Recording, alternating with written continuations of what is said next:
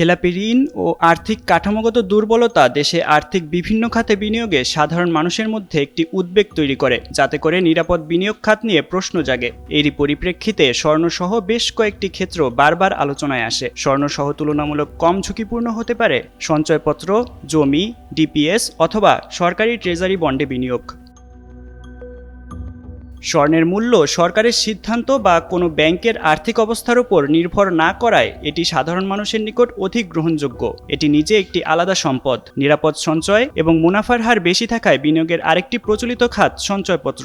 এটি ইস্যু করে বাংলাদেশ সরকার, তাই মেয়াদ শেষে মুনাফাসহ বিনিয়োগকৃত টাকা ফেরত পাওয়ার নিশ্চয়তা থাকে। দৃশ্যমান সম্পদের আকর্ষণ জমি ও আবাসন। বাংলাদেশে মানুষ বেশি, জায়গা কম হওয়ায় দীর্ঘমেয়াদে জমির দাম সবসময়ই ঊর্ধ্বমুখী।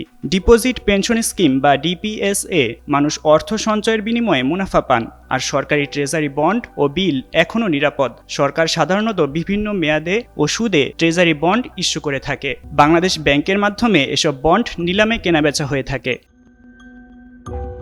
বাংলাদেশ জুয়েলার্স অ্যাসোসিয়েশন বা বাজুস এর তথ্যমতে স্বর্ণের দাম কয়েকবার কমলেও তা ক্রমাগত বাড়ছেই। তাই বিশেষজ্ঞ ও খাত সংশ্লিষ্টরা বিনিয়োগের জন্য স্বর্ণ বা পিওর গোল্ডকেই সবচেয়ে নিরাপদ মনে করছেন। তবে সুদবিহীন এই খাতে বিনিয়োগে কিছুটা সতর্কও থাকা প্রয়োজন, কারণ স্বর্ণের দাম কিছুটা হলেও ওঠানামা করে। এদিকে সঞ্চয়পত্রে বিনিয়োগের মাধ্যমে কর কমানোর সুযোগ রয়েছে। বেসরকারি গবেষণা প্রতিষ্ঠান সেন্টার ফর পলিসি ডায়ালগের নির্বাহী পরিচালক ডক্টর ফাহমিদা খাতুনের মতে, এখন বিনিয়োগের জন্য স্বর্ণের পর সঞ্চয়পত্রের অবস্থান, কারণ সঞ্চয়পত্র সরকারের কাছ থেকে আসে, তাই এটি নির্ভরযোগ্য। তবে সঞ্চয়পত্র কিনলে সরকারকে সুদসহ সেগুলো ফেরত দিতে হয়।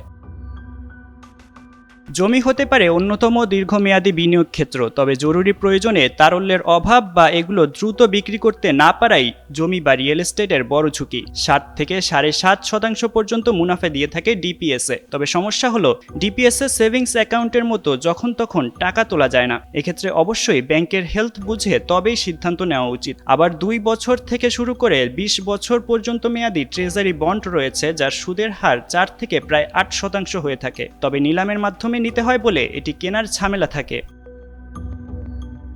সবশেষ, অর্থনীতিবিদরা মনে করেন নিরাপদ বিনিয়োগ একটি আপেক্ষিক ধারণা। যে খাত একজনের কাছে নিরাপদ, অন্যজনের জন্য তা ঝুঁকিপূর্ণ হতে পারে।